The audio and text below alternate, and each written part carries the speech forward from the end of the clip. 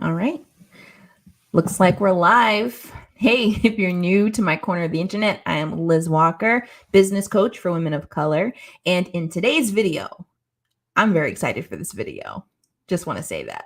In today's video, we're going to talk about how the heck you can figure out if your new online business is actually working. And I dare say that this video will help you no matter what the heck kind of business that you actually run, whether you are a coach, consultant, course creator, you're selling press-ons online, whatever you're doing. I feel like this will actually help you out. So let's first outline this discussion and add a bit of context by actually talking about a big problem in the online space. And, it may not necessarily be just in the online space, but because I operate in the online space, I see how bad it really is out here on these streets. So one thing that really truly hinders us, especially as entrepreneurs in the online space, is not having helpful, accurate, legitimate benchmarks to use that actually shows us if what we're doing in our business is actually working. Yeah. When we're thinking outside of the online space, when you're thinking in general, what people are expected to have available to them to help them create business plans, to help them develop strategies, they look to other people in their industry to help them come up with benchmarks that make sense for their strategic plans. We don't have access to this in the online space. What we do have is a social media algorithm designed to feed us lies and false promises in terms of how quickly and how long it takes to grow your business. Now, on the one hand, sure, it's great to live inside of this fantasy because you get to dream big. You get to, think about not playing small, all these things that we've heard time and time again on videos, in Instagram posts, on Facebook Lives, wherever you roam, right?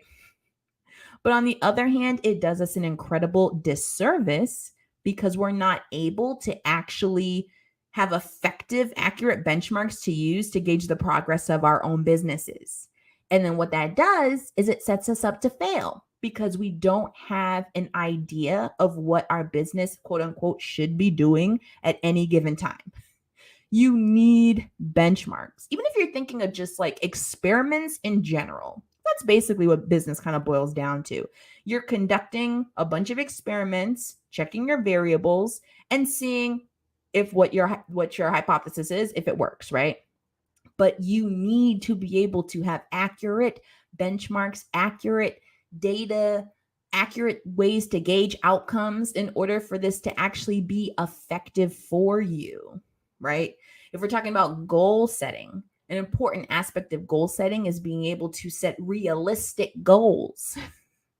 So if you don't actually know or have a frame of reference to what a realistic goal is, then you're kind of screwed before you even begin, and you don't even know it. And it's extremely unfortunate. So we're going to talk about that in today's video. What different ways that you can start thinking about benchmarks for your business so that you actually don't give up on your business too soon, because that doesn't help you at all. And it might even also help you to stop falling victim to a lot of these different online course providers and coaches and consultants who are, not often trying to be purposefully villainous and purposely trying to like take your money and run. But even people who have adopted certain ways of doing their business that they just don't know the problematic origin of the things that they're doing. And so it perpetuates the cycle of people continually getting bamboozled by these programs. So I'm hoping this video today will help you in establishing and understanding like a better way to think about your benchmarks. All right. So the first helpful thing to understand with business is that even though we don't have specific benchmarks that are helpful and even accessible online for the most part, because usually the people providing said benchmarks are also trying to sell you something. And so therefore, you kind of have to take some of these things with a grain of salt as to how they're used. Averages can actually help. I've heard people talk about looking at averages as if it's a bad thing, as if aiming for averages is something that keeps you small. When in actuality, if you're looking at averages for something that already not too many people do, then you're already ahead of the game, even if you aim for an average. So aiming for an average isn't playing small. Aiming for an average is aiming for an actual realistic benchmark. Because if your goal is to eventually leave your 9-to-5 job and create an income through a business that will help you be able to pay your bills, save for retirement, save for a rainy day, and have fun and enjoy your life and not have to worry, then that means that even if you are able to achieve that by aiming for averages, guess what? You were able to achieve the goals that you had desired in the first place. So who cares if you're aiming for average in a sphere that is inherently not average? You get me?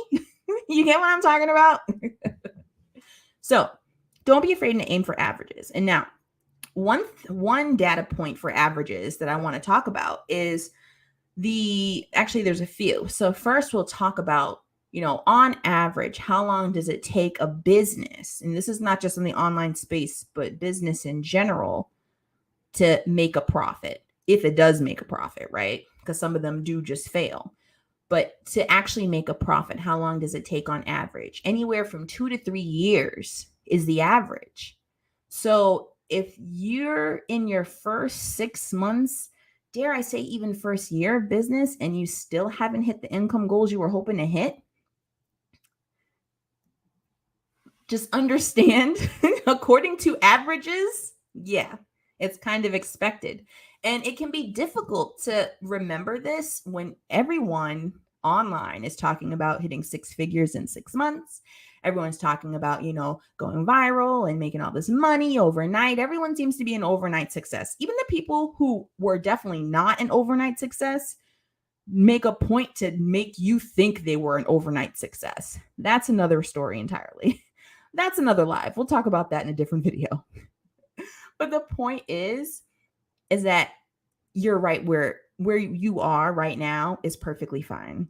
It's perfectly normal, and it doesn't mean that you're off track. Like, that's the one of the things I want you to take away, is that if you're not hitting the income goals you desire, say you have not made a profit yet in your business, and you're less than 3 years in, you are not necessarily off track. That's the averages account for that. The averages account for things like learning curves, accessibility to information, accessibility to the finances to be able to afford the trainings and the things that you want to take. Like, the averages all take that into consideration. That's why they're averages. So you're still on track. Please keep going. So that's one average, that for businesses that do make a profit, it can take on average anywhere from 2 to 3 years. All right. And another average I also want you to take into account is that about 10%, I think either between 10 or 12% of entrepreneurs actually hit 6 figures a year. 6 figures a year. Only about 10%. That means that about 90% of entrepreneurs don't even hit that. But when you're looking online, it looks like everyone and their mother is making 6 figures, that they've hit 6 figures in some way, shape, or form. So when you're struggling to even get one client a month, you're definitely going to feel some type of way and feel like you're behind, because that's just what the social media algorithm shows everyone, because that's what's popular. But the truth is that, it can take time to get to that level. No, it will take time to get to that level. So if you don't see yourself hitting six figures within, 1, 2, 3+ years, that's okay. That's average. And that's fine. Doesn't mean you'll never get there. But it just means that in your beginning stages, you can have way more compassion for where you are in your journey, because without that compassion for yourself, you're not going to keep going. It's going to be way harder to keep going. So keep that in mind. Another part of that statistic is that less than 50% of entrepreneurs even make, I think, like $25,000 a year. So that just goes to show you, and I've mentioned this before in other videos, but I just really want to emphasize the fact that the reason why it's so difficult for people to build businesses is because a system has been established where only a few people are able to get the success that is shown on social media, and most people have not been able to. And it's not because people don't try. It's not because people don't have the skill. It's because they're being fed inaccurate information. They're not given appropriate benchmarks. So they are left to flounder, and then they aren't able to see with like a critical, neutral eye, like what it is they're trying to do and how it can be done. So I just wanted to throw those averages out there to you so that you can kind of think about your business a different way. And I don't want this to come across as you can't dream big or shouldn't dream big. Yes, 100% dream big. Like I myself, I have some big ass dreams. Dream big, but don't do it to the point where you start punishing yourself for where you are now in your journey. Because you can do some really big, bold, badass stuff aiming for averages. Like that's the Capricorn sun in me. Like you can attack your dreams realistically and blow them out of the water. Okay. So a couple of things that I also wanted to point out too, just as some examples and reasons for why it's important to think about these benchmarks in terms of actual averages, right? Because the current benchmarks that are very popular in the online space, especially if you are a service provider, are things like hitting 10K months, are things like having consistent sales, and things like being fully booked. Now, these are three benchmarks that are often used and given to us as standards for, how your business should be growing, or if it means that you are like you're doing business right and you shouldn't give up. So let's unpack some of these benchmarks, shall we? Let's start with the 10K months. 10K months is something that was created by influencers for influencers. I'll say that again. 10K months was something that was created by influencers for influencers. If you have a huge following, you are more likely to hit these large numbers and hit them faster. And they're sexy. There's 10K months. It's sexy. I'm not going to lie. And I'm not trying to say that you can never hit them, but I'm just saying that we also have to understand the context of how a lot of 10K months are made. I dare say most 10K months are made. Like we're talking huge audiences. We're talking huge prices, very high prices that aren't necessarily backed up by skills or training or even results. We're talking renewals, but I'm not even going to, we won't even go into the concept of renewals when the work that you're doing with your clients is problematic, AKA a little bit culty, AKA a little bit brainwashy. And so therefore they've become addicted to being coached by you. Like we won't get into that. That's another video. But like we really want to start unpacking some of the things that create these mystical, magical 10K months. And you don't even need 10K months in order to necessarily hit whatever income goal you want to hit, especially if you're new. Especially if you're looking to replace the income from your 9-to-5 job so you can at least have that freedom first. You don't need to hit 10K months to do that. In fact, you can thrive and never have consistent 10K months. 10K months is something that is a snapshot in time.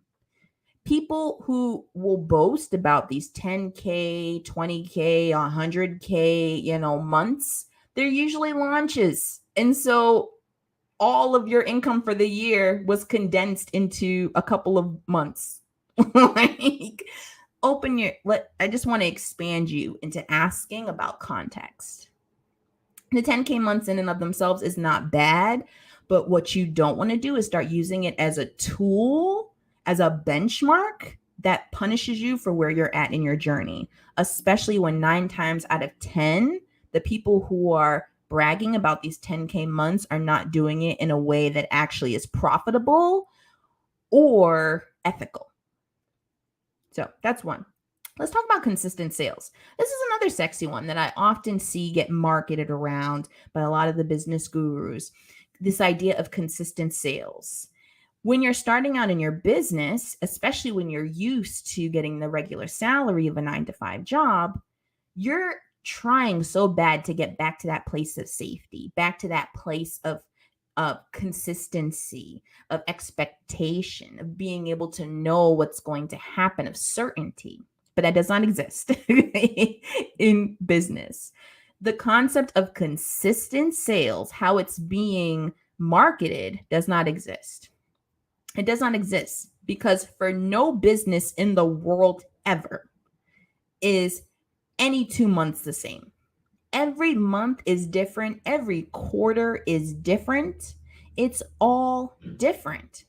And so that's why I always emphasize with my clients, like, make sure that when you're evaluating the financial success of your business, do it at least 100 offers at a time. Do it at least 100 offers at a time. That way you are comparing years, you are comparing quarters as your smallest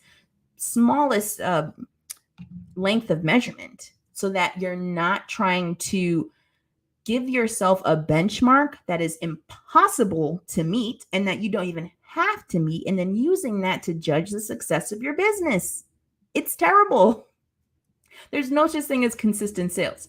The only way that you can get consistent income in your business is if you prepare for that, as in you budget for that, so that when you have quarters and years of high revenue, that means a lot of money coming in, that you're making sure you're budgeting that out for yourself for the rest of the year. Like, that's how entrepreneurs are able to sustain themselves. They know that there will be high months and there will be low months. There'll be high quarters and there'll be low quarters. And so they make sure that they're still able to pay their bills every month. They budget that out. So for some folks, you might need help on, or might want to, start looking at some YouTube videos about budgeting before you start finding more YouTube videos about how to market better. Okay. That's an important aspect of it. And I will talk about this in other videos too, the aspect of understanding financials, like what a financially healthy business looks like, so that you're not chasing these numbers and literally setting yourself up for failure.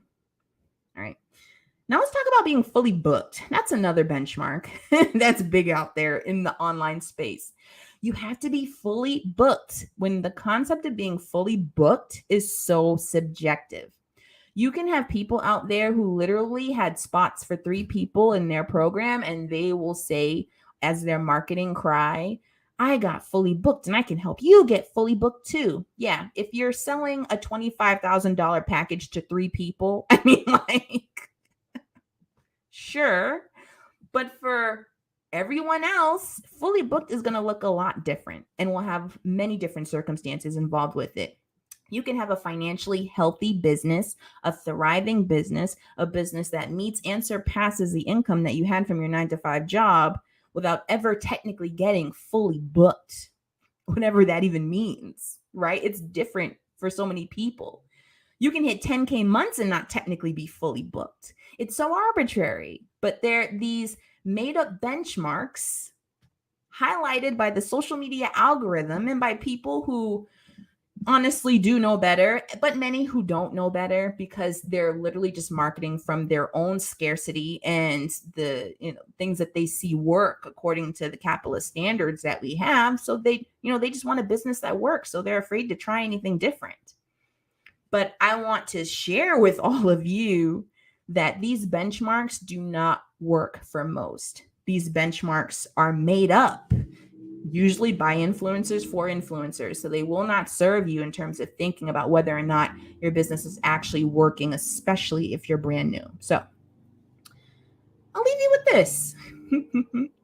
A great way to be able to determine if what you're doing is actually working, and this is the same plan that I give my clients, is dedicate yourself to your first 100 offers, especially if you're doing an online business, because people are not going to see everything that you create. They're not going to see every offer that you make. And by offer, I mean, you are literally saying, click the link in my bio to book a call, DM me to book a call, or, a very specific call to action. Click this link to register for this workshop, whatever you're doing, like a very specific call to action. Make sure you're doing that in a piece of content at least 100 times and using that to evaluate. And I always say your only goal in your first 100 offers is to just get at least one client, at least one, because that one is your proof of concept.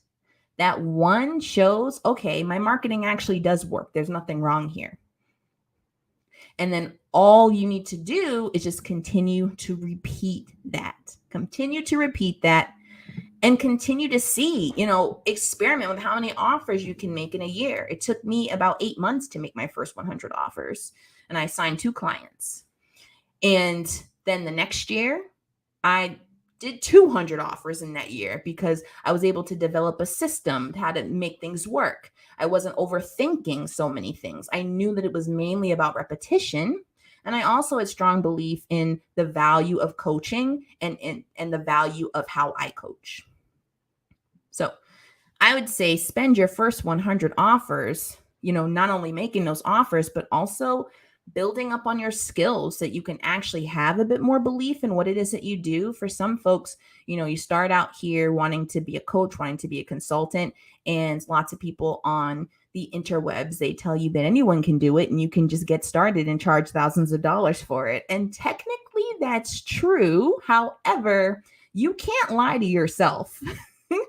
If you know that you have never taken any type of coach training, that's, it's going to be a hard thing to trick your mind out of it. So do yourself a favor and just get some type of training in, like start working on those skills. And I'm not saying you have to spend thousands of dollars on a training program, because these training programs, a lot of them, they also do a lot of sleazy stuff that we see for, that online businesses do out here.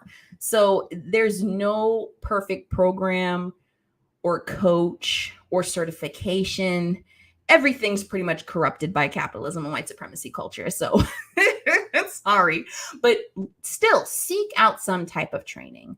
And as you seek out a bunch of the free stuff, then you can start to see, okay, which of the paid stuff actually speaks to me where I am, talks to me, is able to explain things to me in a way that works for my brain so I can understand it, so that you actually do have evidence for yourself of why you're super confident in what it is that you do. But 100 offers at a time, evaluate it. After you finish your first 100 offers, you do your next 100 offers. The goal of that 100 offers is to just make more money. Is to just make more. Just make more. I didn't say to triple it. I didn't say to 10x it. I didn't even say to double it. Your goal is to just make more. If you technically made $1 more, that's more. That's the goal. The point is to eventually get to a place where you see what your capacity is for, say, an entire year. And then you can add supplements to aid in that. You can figure out ways to increase your reach. Maybe you want to do more long form content like YouTube, for instance. Maybe you want to take on paid ads. It's a step-by-step layering here. But you're not going to be able to see what you can achieve at the end of 5 years if you're not able to use accurate, legitimate benchmarks for the first 2 or 3. It's just not going to work. You're going to drive yourself nuts. All right. So let me know in the comments if you have any questions about this live. Benchmarks are super important to me. I mean, without accurate benchmarks, like literally you will never feel like what you're doing is working. Like you will always look at your business perpetually like something has gone wrong. And when that happens, you don't feel good about it. So let me know if you have questions below. I do have spots open for one-on-one coaching. So if you are interested in working with me, you can use the link in the description box below to book an interest call. We'll see if it's a good fit. And with that said, I'll see you next week. Bye.